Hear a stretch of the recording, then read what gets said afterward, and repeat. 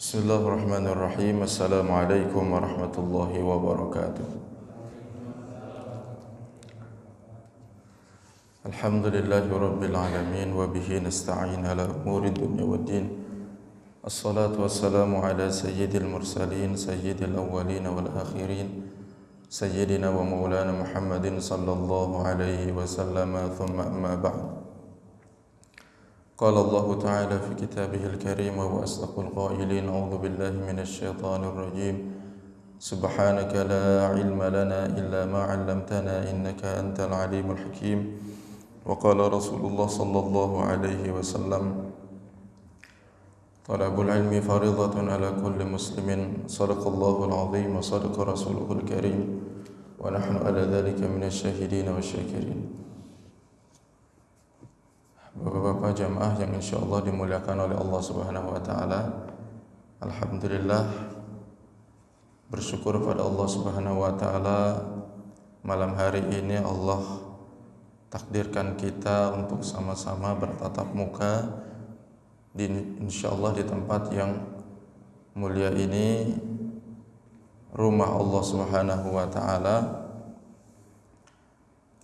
Mudah-mudahan perkumpulan kita perkumpulan yang dirahmati oleh Allah Subhanahu wa taala. Sebagaimana Allah kumpulkan kita di masjid ini, mudah-mudahan kelak Allah kumpulkan kita di hari kiamat di bawah naungan rahmat dan kasih sayangnya, dan mudah-mudahan kita pun dikumpulkan oleh Allah Subhanahu wa taala di surganya Allah Subhanahu wa taala, Jannatun Naim. Amin ya rabbal alamin. Kemarin kita sudah sampai mana, Pak? Surah Al-Maidah ayat 19. A'udzu billahi minasyaitonir rajim.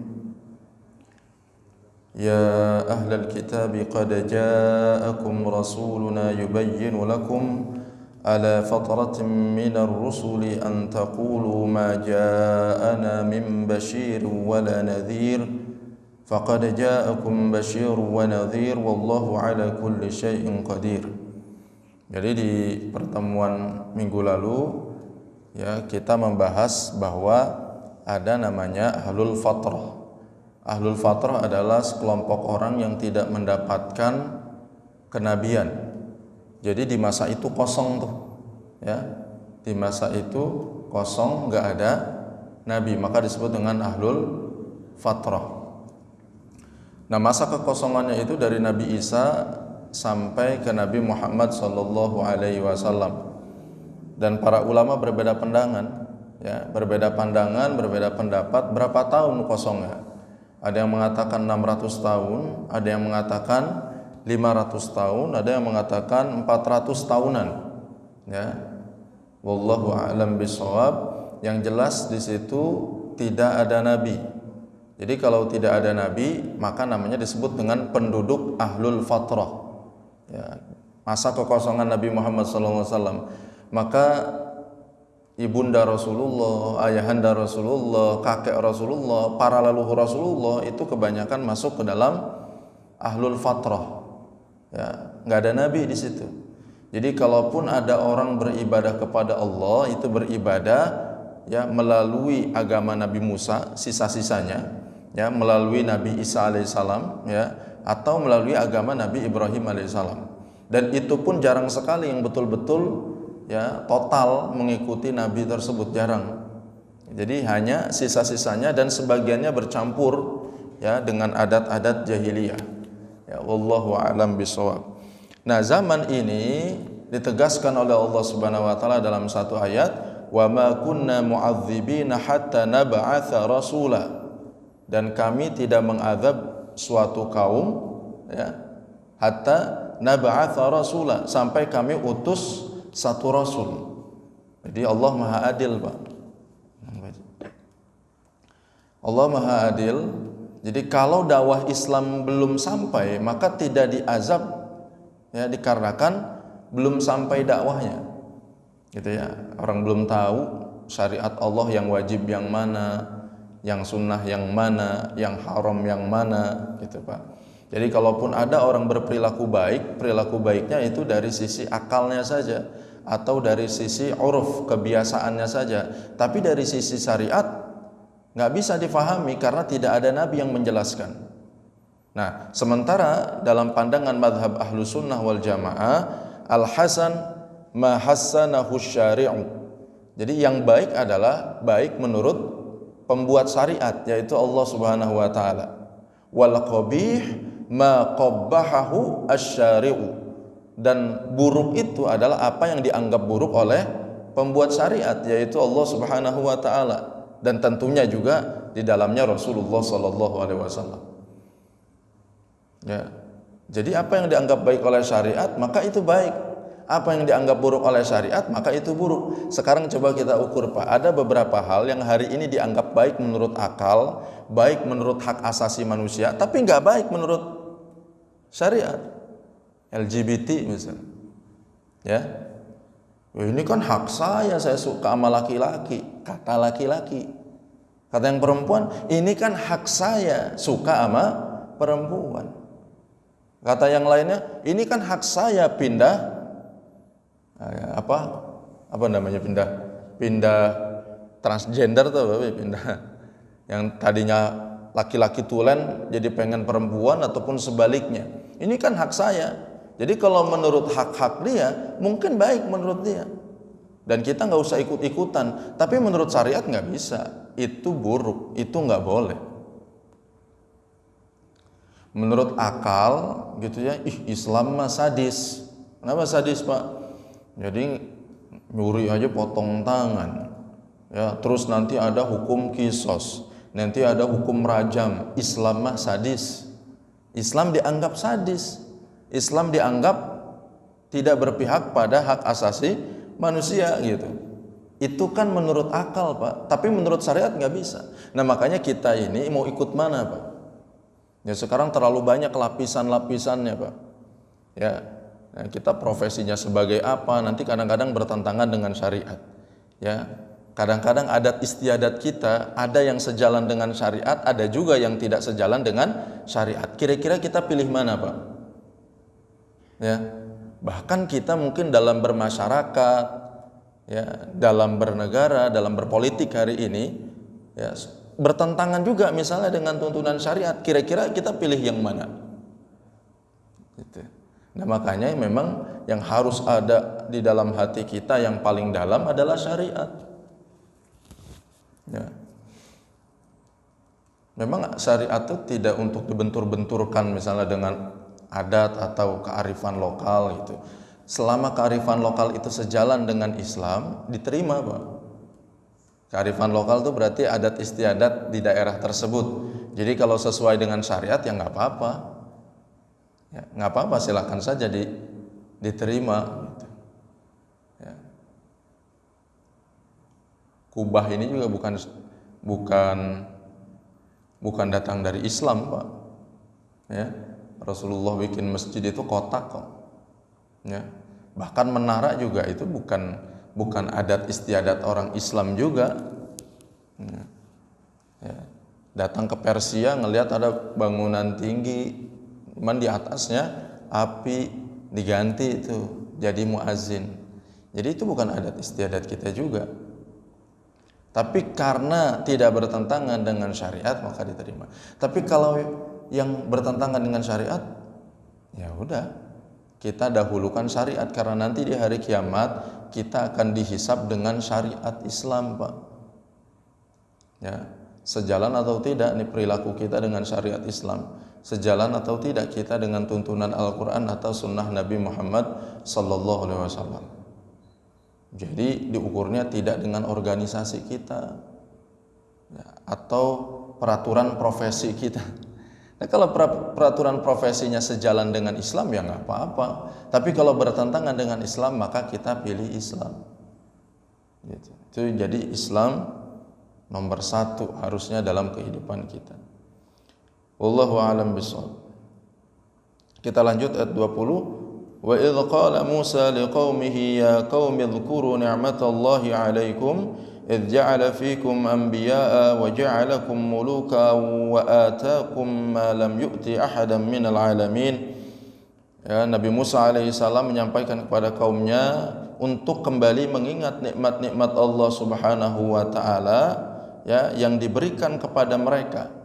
Apa yang diberikan kepada mereka? Para nabi, ya. Karena orang-orang Yahudi diaturnya oleh nabi, satu nabi meninggal diganti nabi yang lain, satu rasul meninggal diganti dengan rasul yang lain. Wa ja'alakum muluka, dan Allah menjadikan kalian muluka, orang-orang yang merdeka.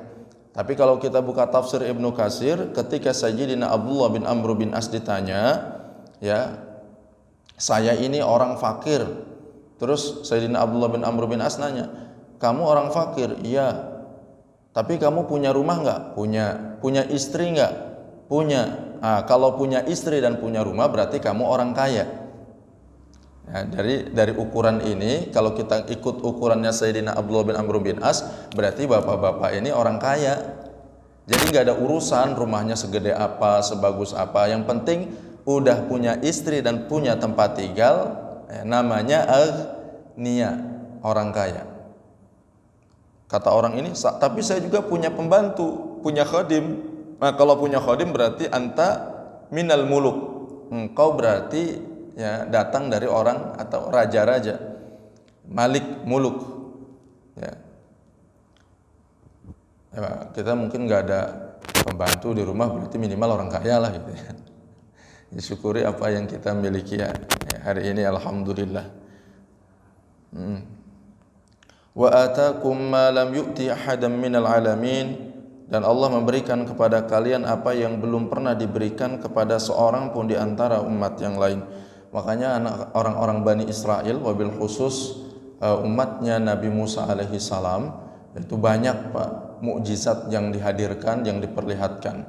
Nah, berbeda dengan kita Pak.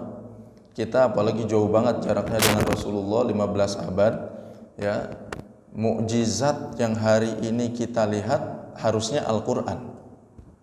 Tapi ternyata Al-Qur'an yang disepakati sebagai mukjizat bahkan tidak dianggap mukjizat oleh orang Islam hari ini, ya. Makanya macam-macam omongannya orang-orang Islam sekarang, ya.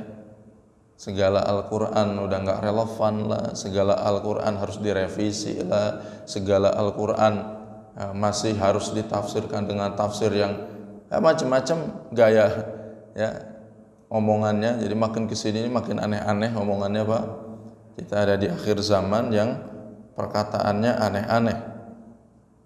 Nah, jadi Al-Quran ini adalah mukjizat dari Allah Subhanahu wa taala, al-khalidah. Jadi mukjizat yang lama, mukjizat yang terus akan bertahan sampai nanti hari kiamat. Bagaimana tidak mukjizatnya, Pak? Prof. Quraisy Shihab itu punya buku bagus itu. Kemarin saya baca, lupa judulnya itu, apa ya judulnya itu. Nah, itu bagus, beliau menghitung. Jadi ada hitungan-hitungannya itu di Al-Qur'an, dan itu sangat presisi, Pak. Ya, hitungan-hitungan itu. Kalau hitungan-hitungan susah dihafal, harus dicatat dulu baru disampaikan, ya. Tapi itu sangat presisi, hasil dari penelitian banyak ulama itu. Ya. Tapi sekarang nggak usah jauh-jauh lah kita dari sisi itulah. Cuman Al-Qur'an kitab yang dihafal oleh umatnya. Gak ada kitab apapun di dunia ini yang dihafal melebihi banyaknya orang menghafal Al-Quranul Karim, dengan jumlah ayat yang sangat banyak, dan mereka hafal. Kalau kurang wawu aja ketahuan salah, kalau wawu diganti fa ketahuan, karena banyak orang yang hafal Al-Quran. Oleh karena itu Allah Subhanahu wa taala di dalam Al-Quran berfirman, "Inna nahnu nazzalna dzikra wa inna lahu lahafizun." Kami turunkan Al-Quran dan kami juga pelihara Al-Quran. Apa yang dipelihara dari Al-Quran? Nah, salah satunya adalah tulisannya, ya, dijaga. Jadi kalau kita cek kitab-kitab umat terdahulu, ini diperdebatkan, Pak, ya, diperdebatkan tulisan-tulisannya, karena misalnya kitab apa umat terdahulu, kitab Injil, ataupun kalau ada kitab Taurat gitu, ya. Ya, misalnya datang ke mana, ke orang-orang Israel sana, mereka anggaplah pakai kitab Taurat gitu, mungkin pakai bahasanya bahasa Ibrani, tapi datang ke Amerika mungkin bahasanya Inggris. Ya, demikian juga Injil. Nah, tapi kalau kita nih tetap kemana-mana pakai bahasa Arab. Orang yang nggak bisa bahasa Arab sekalipun hafal Al-Quran. Ya, Boy. Di Kudus tuh ada tempat penghafal Al-Quran. Anak-anak kecil banyak hafal Al-Quran. Anak-anak kecil di Jawa Timur ya banyak sekali hafal Al-Quran, masih pada kecil itu hafal Al-Quran. Nah, ini Masya Allah. Ya, ini membuktikan kalau Al-Quran ini mukjizat, al-mu'jizah al-khalidah. Jadi mukjizat yang usianya lama, sampai hari kiamat ia akan menjadi mukjizat. Tidak hanya ayatnya tadi dihafal, tetapi juga Al-Quran ini menjawab seluruh problematika kehidupan kita. Jadi apapun masalah kita, masalah rumah tangga ada di Al-Quran, masalah perekonomian ada di dalam Al-Quran, masalah politik cari urusannya, ya penyelesaiannya di dalam Al-Quran. Apapun urusan kehidupan kita, cari jawabannya di dalam Al-Quran. Memang di dalam Al-Quran tidak semuanya dijawab detail, ya, nggak semuanya detail, makanya Al-Quran itu tidak lepas ya dari penjelasan Rasulullah Shallallahu Alaihi Wasallam. Nggak bisa tuh, termasuk juga hadis nggak bisa berjalan sendiri tanpa Al-Quran, gitu ya. Maka Rasulullah SAW datang kepada kita untuk menjelaskan isi Al-Quran. Dan gak bakal pernah selesai masalah hidup kita kalau gak pakai Al-Quran. Udah titik gitu aja Pak. Apapun masalah kita. Jadi kalau kita sok-sokan pakai akal kita, sok-sokan pakai kemampuan kita, pakai kehebatan kita, bahkan kita menganggap bahwa ini kita paling hebat, lebih hebat kebijakan kita dibandingkan Al-Quran. Bahaya, gak bakal selesai ya. Makanya di surah At-Tin itu ya, Alaihissallahu bi ahkamil hakimin, bukankah Allah Subhanahu wa taala ya sebaik-baiknya yang menentukan kebijakan. Jadi apapun kebijakan di dalam Al-Quran, udah itu yang paling paripurna. Kalau umat Islam ngikut, beres urusan. Nah cuman yang jadi masalah kadang-kadang kita nggak mau ikut, makanya kita nggak selesai urusan kita. Kenapa dulu umat-umat terdahulu kita, para sahabat, termasuk misalnya para khilafah setelah sahabat, kok Islam bisa sampai maju, kok Islam bisa sampai Spanyol, kok Islam kemajuannya di mana-mana? Karena mereka berpegang teguh juga kepada Al-Quran. Nah sekarang kita ya kadang-kadang kita abaikan Al-Quran. Nah ini sebenarnya juga termasuk introspeksi untuk saya pribadi gitu.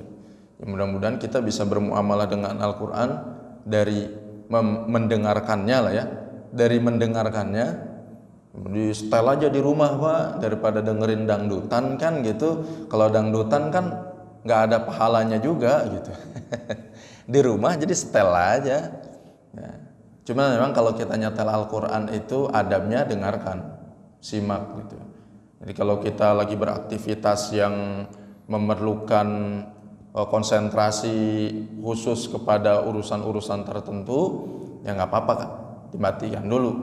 Gitu ya. Meskipun ada di antara para ulama yang membolehkan nggak apa-apa sambil ngerjain apa-apa, murotal mah terus saja gitu. Ada juga yang mengatakan boleh. Nah itu bagus juga kan. Ada siapa itu yang hafiz Quran yang divonis gagal otak Pak. Jadi memang ada masalah di otaknya itu, jadi ada spesial lah gitu ya dari sisi ininya. Tapi didengerin aja sama ibunya itu, didengarkan Al-Quran. Jadi usia 4 tahun atau berapa tahun tuh hafal Al-Quran. Siapa yang namanya Najah kalau nggak salah. Ya Najah ya. Najah udah ya di TV itu coba. Nanti lihat di YouTube Najah itu. Lihat Pak, itu anak itu Masya Allah diuji oleh Allah dengan bermasalah di bagian otaknya, tapi ibu bapaknya itu memperdengarkan Al-Quran. Jadi dia nggak ngafalin kayak kita ngafalin gitu. Ya dia dengerin aja gitu. Hafal Pak. Kita nggak tahu ya, jangan-jangan nanti didengarkan terus cucu kita tahu-tahu hafal Al-Quran. Ya jangan-jangan kita juga tahu-tahu hafal Al-Quran. Ya. Bapak-bapak mungkin Yasin tuh sepilawat-sepilawat kayak apal, karena sering dibaca, karena sering. Wallahu a'lam bishawab. Ya qaumi dukhulul ardal muqaddasata allati kataballahu lakum wa la tartaddu ala adbarikum fatanqalibu khasirin. Wahai kaumku, maksudnya ini Nabi Musa ya yang menyampaikan, wahai kaumku, masuklah ke tanah suci Palestina ya, allati kataballahu lakum, yang telah ditentukan Allah bagi kalian, wala tartaddu, janganlah kamu berbalik, ala adbarikum, ke belakang karena takut musuh, fatanqalibu khasirin, nanti kamu menjadi orang yang rugi. Jadi ini kan mereka kaumnya Nabi Musa ini, Bani Israel, kan dikejar sama Fir'aun Pak ya, dikejar Fir'aun, terus akhirnya bisa terselamatkan melalui jalur apa sih, Red Sea, Laut Merah ya, dibelah Laut Merah masuk tuh. Nah singkat cerita, sampailah perjalanan di perbatasan Tursina. Nah itu perbatasan Tursina. Jadi kalau kita lihat peta, Tursina itu nggak jauh berbatasan dengan Palestina kan? Ya, berbatasan dengan Palestina. Jadi perintah dan kewajiban Allah Subhanahu wa taala kepada kaum Bani Israel, Nabi Musa ini adalah mereka diperintahkan untuk jihad, masuk ke dalam Palestina, karena di situ banyak sekali orang-orang yang zalim di dalam itu ya. Jadi disuruh masuk ke situ dengan tujuan menghilangkan kezaliman ya, memakmurkan rumah Allah Subhanahu wa taala. Kita tahu betul itu menjadi tempat kiblat ya, tempat kiblat yang pertama ya. Oleh karena itu dalam peristiwa Isra Mi'raj itu ya, minal masjidil harami ilal masjidil aqsa. Jadi ini memang secara sejarah menjadi tempat yang suci. Nah, tetapi dimakmurkan oleh orang-orang yang zalim, disuruh masuk jihad gitu, Pak. Nah, tapi apa jawaban mereka? Mereka nggak mau. Ya udah deh, antum aja deh Musa gitu ya. Ya. Antum aja sama Tuhan antum, itu kalau bahasa kita mah pakai antum. Udah Tuhanmu dan kamu aja yang berangkat jihad, kita mah di sini aja deh. Gitu. Jadi nggak mau dia ikut syariat jihad. Nah ini berbanding terbalik ya dengan umat Nabi Muhammad SAW. Umat Nabi Muhammad SAW ya ketika diperintahkan jihad, langsung sami'na wa ata'na. Ya. Sami'na wa ata'na gitu. Jadi kami dengar dan kami taat. Ya. Tapi kalau orang-orang Yahudi di masa Nabi Musa, sami'na wa asaina, kami mendengar dan kami maksiati. Jadi kebanyakan perintah itu cuma didengar tapi dilakukan enggak. Nah, umat Nabi Muhammad SAW, mobil khusus para sahabat Rasulullah SAW, yang dikatakan adalah sami'na wa ata'na, kami mendengar dan kami taat. Nah oleh karena itu ya, oleh karena itu diuji oleh Allah Subhanahu wa taala dengan satu ujian selama 40 tahun. Mereka memang akhirnya jadi kayak orang bingung ya, masuk ke dalam padang tih, disebutnya padang tih, padang kebingungan. Jadi nggak ada tujuan, mau kemana ini, bolak-balik nggak jelas Pak. Itu selama kurang lebih 40 tahun gara-gara nggak mau jihad. Ya demikian juga dengan kita gitu ya, umat Islam sunnatullahnya begitu. Kalau ada perintah jihad dan kita tidak mau berjihad, maka siap-siap kita akan merasakan ya, imbasnya, dampak negatifnya. Hari ini ya Allah, sampai sekarang kita hanya melihat saudara-saudara kita tersakiti Pak ya. Hari ini bertahun-tahun, mungkin berpuluh-puluh tahun ini kita hanya melihat dipertontonkan gitu ya, saudara-saudara kita di Palestina disakiti gitu ya, terbunuh, dan itu beritanya biasa aja Pak. Biasa aja, kayak biasa aja gitu. Ya, kayak biasa aja. Dan nggak ada tuh labeling teroris, radikalis kepada orang-orang Israel, tuh nggak ada. Biasa-biasa aja. Tapi orang Islam salah dikit aja. Itu berita nggak berhenti-berhenti, Pak. Ya 2 minggu beritanya itu aja. Padahal coba kalau kita lihat orang Islam di India, ya, lihat videonya, Pak. Itu nggak tahu sih video kapan, tapi yang jelas kan kita lihat orang-orang pada pakai cadar, pakai jilbab, diguyur-guyurin pakai air got, Pak. Sebelumnya yang rame-rame dulu tuh juga sama. Belum saudara-saudara kita di Rohingya. Tapi kalau ada kejadian-kejadian kayak gitu dianggapnya enggak, itu ini bukan konflik agama, ini segala macam. Tapi kalau ada orang Islam sedikit aja orang Islam, ya kita juga nggak tahu tuh bener orang Islam atau bukan, Pak. Orang sekarang gampang kok nyusup tinggal pakai peci, pakai koko, pakai jubah, pakai sorban, nggak ada urusan tuh. Ya, tahu-tahu ramai tuh orang jelek-jelekin Islam. Ya, Masya Allah. Nah jadi nggak mau dia jihad, diperintahkan Nabi Musa suruh jihad. Akhirnya 40 tahun itu ada di padang tih maksudnya padang kebingungan, nggak tahu, nggak tentu arah, akhirnya nomaden gitu ya, nggak jelas ya hidupnya di mana. Qalu ya Musa inna fiha qauman jabbarin. Mereka berkata, wahai Musa, sesungguhnya di negeri itu ada orang yang sangat kuat dan kejam. Dalam riwayat Israiliyat bahkan disebutkan tingginya itu 300 hasta. Israiliyat, Pak, kalau disebutkan Israiliyat berarti riwayat seperti hadis tapi diriwayatkan oleh orang-orang Bani Israel. Nah, jadi kenapa mereka nggak mau jihad? Karena nggak seimbang. Tingginya itu 300 hasta. Nabi Musa aja dalam Sahih Bukhari itu 60 hasta. Makanya kata para ulama, enggak, ini riwayat bohong nih. Riwayat bohong. Orang Nabi Musa aja orang pertama itu 60 hasta, dan disampaikan dalam hadis itu semakin kesini semakin turun. Ya, nggak cuman tingginya, umurnya juga turun. Jadi kalau Nabi Musa itu sampai 1000-an tahun, jadi semakin kesini nggak mungkin sampai 1000. Itu 100 saja udah hebat banget. Tapi berapa sih orang sekarang sampai 100 tahun? Mungkin 500 tahun yang lalu atau 1000 tahun yang lalu masih ada kali orang umurnya maksudnya, atau mungkin sebelum Nabi Muhammad lah gitu ya. Sebelum Nabi Muhammad, di masa Nabi Nuh gitu ya, di masa Nabi Musa mungkin ada orang usia sampai 150 atau 200. Jadi riwayat itu oleh para ulama dianggap riwayat palsu, maudhu gitu ya, tidak ada landasan hukumnya. Jadi kalau kita dapat Israiliyat itu tidak bisa ditolak, tidak juga bisa diterima. Jadi cukup jadi iktibar saja. Tapi kalau udah nggak masuk akal dengan riwayat-riwayat kita, maka kita nggak terima tuh. Karena nggak mungkin 300 hasta, Nabi Adam aja 60 hasta. 60 hasta aja kira-kira 25 meter sampai 30 meter, Pak. Itu berapa kali 300 hasta? Jadi dia menganggap bahwa kita tuh nggak masuk ke situ karena orangnya tinggi banget, gede badannya gitu. Raksasa kali. Wa inna lan nadkhulaha hatta yakhruju minha, dan kami tidak akan memasukinya sebelum mereka keluar darinya.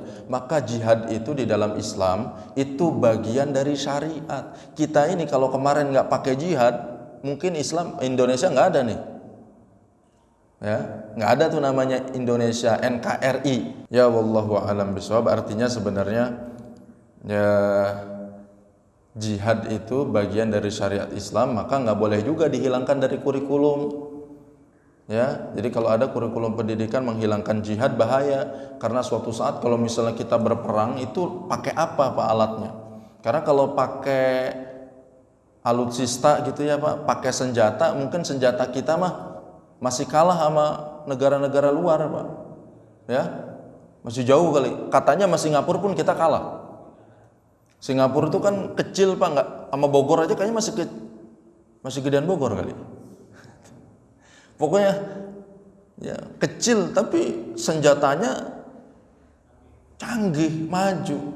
Tapi kecanggihan senjata belum tentu menang, dan itu sudah sudah menjadi bukti di masa lalu. Mungkin para ulama kita, para kiai kita, para santri ya, dan para pejuang, para pahlawan di masa lalu modalnya bambu runcing ya, modalnya tuh apa sih Pak, bebeletok, sumplit kali ya, apa tuh atau ketapel, modalnya ketapel lawan tank, lawan senjata dan sebagainya, bisa tuh. Maka atas berkat rahmat Allah Subhanahu wa taala ya, kam min ta'ifatin qalilatin ghalabat fi'atan katsiratan biiznillah. Berapa banyak orang yang sedikit jumlahnya, pasukannya sedikit ya, mungkin persenjataannya nggak hebat-hebat amat, tapi bisa mengalahkan yang banyak dan persenjataannya lebih banyak. Nah, makanya jihad bagian dari syariat Islam, menggerakkan umat di masa lalu dengan ya kalimat jihad. Fa iyakhruju minha fa inna dakhilun, kalau mereka keluar ya dari tempat tersebut, maka kami akan masuk. Jadi kalau mereka sudah keluar dari Baitul Maqdis, dari Palestina, baru kita masuk. Jadi nggak mau jihad, udah tungguin aja, tungguin ditungguin, yang nggak selesai. Qala rajulani minal ladzina yakhafuna an'ama Allahu 'alaihim adkhulu 'alaihimul bab fa idza dakhaltumuhu fa innakum ghalibun wa 'alallahi fatawakkalu in kuntum mu'minin. Berkatalah dua orang laki-laki di antara mereka yang bertakwa ya, yang Allah telah memberikan nikmat kepada keduanya, serbulah mereka melalui pintu gerbang negeri itu. Wallahu a'lam bishawab. Dalam sebagian tafsir disebutkan dua orang itu diantaranya adalah yang kemudian akan menjadi nabi setelah Nabi Musa alaihi salam, namanya Yusha bin Nun. Yusha bin Nun. Jadi memang ada nabi-nabi tertentu kita nggak tahu namanya Pak ya. Dari 25 nabi dan rasul yang kita hafalkan dari SD itu, ada yang nggak terkenal. Ya, ada Nabi Daniel misalnya. Ya, Yusha bin Nun juga tidak masuk dari hafalan yang 25 nabi dan rasul. Karena memang nabi itu jumlahnya sangat banyak, 124.000 nabi. Nah, Rasulullah SAW dari Masjidil Haram ke Masjidil Aqsa itu peristiwa Isra. Nah, itu Rasulullah ketemu nabi Pak, yang jumlahnya 124.000 nabi dan rasul. Ya, Rasul kurang lebih 313, 314, 315. Rasulullah sampai ke Baitul Maqdis. Di masa Rasulullah itu Baitul Maqdis masih di bawah kekuasaan Romawi Timur, Baitul Maqdisnya. Nah, itu wallahu alam bishawab bagaimana Rasulullah sampai di sana, sholat di Baitul Maqdis, mengimami para nabi. Jadi sebelum naik ke Sidratul Muntaha, ngimamin para nabi dulu, sholat. Baru nanti naik ke langit pertama, ketemu Nabi Adam. Ya, terus itu ada banyak nabi di situ, ada Nabi Harun, ada Nabi Isa, ada Nabi Musa, ada Nabi Ibrahim juga termasuk, ada Nabi Yusuf alaihi salam. Banyak nabi di perjalanan menuju Sidratul Muntaha.